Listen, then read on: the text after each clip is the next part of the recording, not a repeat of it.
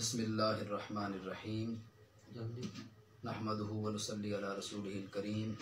اما بعد فاعوذ باللہ من الشیطان الرجیم بسم اللہ الرحمن الرحیم اللہ اکبر اللہ اکبر اللہ اکبر لبیک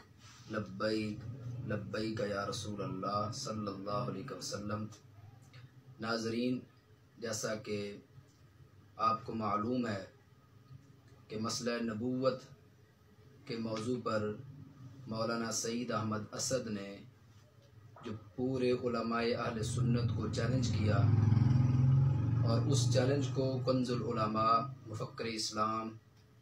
عظیم مذہبی اسکالر، محافظ ناموس رسالت صلی اللہ علیہ وسلم، داعی فکر رضا حضرت علامہ مولانا مفتی ڈاکٹر محمد اشرف اصف جلالی دامت برکاتہم العالیہ نے قبول فرمایا، تو ہم اس پر قبلہ کنز العلماء ڈاکٹر محمد اشرف اصف جلالی دامت برکاتہم العالیہ کو خراج تحسین پیش کرتے ہیں کہ انتہائی حساس مسئلے پر جو بہت سالوں سے اہل سنت کے اندر جس کی وجہ سے انتشار اور افتراق کی فضا تھی، قبلہ ڈاکٹر صاحب نے اپنی ذمہ داری کو صحیح معنوں میں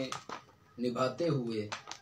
اور اہل سنت کے ہاں اتحاد اور اتفاق کی فضا کو قائم کرنے کے لیے، اور جو بہت سالوں سے جو مسئلہ الجھا ہوا تھا اس کو سلجھانے کے لیے جو قدم اٹھایا ہے، ہم اس پر قبلہ ڈاکٹر صاحب کو ہدیہ تبریک پیش کرتے ہیں، اور اس سلسلہ میں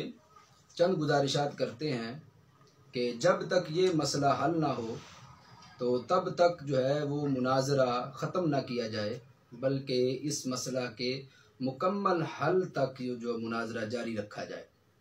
دوسرا یہ کہ مناظرہ بہت بڑے حال میں اس کا انعقاد کیا جائے، جیسا کہ حضور سیدی محدث اعظم پاکستان علیہ رحمہ آپ کی بارگاہ میں، اور جس میں علماء، مدرسین، محققین اور اہل سنت کے سنجیدہ احباب کو اس میں شرکت کی دعوت دی جائے۔ اور اس سلسلہ میں جو حضرت مولانا سعید احمد اسد صاحب نے کہا کہ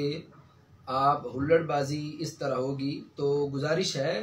کہ قبلہ ڈاکٹر صاحب کی تربیت یافتہ جتنے بھی لوگ ہیں الحمدللہ ان میں سے کوئی ایسا بھی ایک بھی نہیں ہے جو اس قسم کی جس کی تربیت ہوئی ہو یا جو کسی بھی طرح کے فساد کا باعث بنے۔ اور ویسے بھی ڈاکٹر صاحب نے تو دعوت ہی سنجیدہ لوگوں کے حوالے سے کہا کہ علماء، مدرسین، محققین کو شامل کیا جائے، اور یقیناً یہ جو سنجیدہ احباب ہوں گے وہ یقیناً اس مسئلے کی نوعیت کو سمجھتے ہوئے اس کے سلجھانے میں بہت بڑا کردار ادا کر سکتے ہیں۔ پھر اس میں یہ ہے کہ یہ مناظرہ لائیو کیا جائے تاکہ پوری قوم جو ہے اس سے استفادہ کرے، اور جب تک یہ مسئلہ حل نہ ہو تب تک جو ہے اس مسئلے کو ختم نہ کیا جائے۔ رب ذوالجلال نبی علیہ الصلوۃ والسلام کے عظیم مرتبہ کے طفیل ڈاکٹر صاحب کی حفاظت فرمائے، اور آپ جو ہر موضوع پر اہل سنت کے اعتقاد کی ترجمانی کرتے ہیں، رب ذوالجلال آپ کو اپنے ان تمام نیک مقاصد کے اندر کامیابیاں عطا فرمائے۔ وآخر دعوایا ان الحمد للہ رب العالمین۔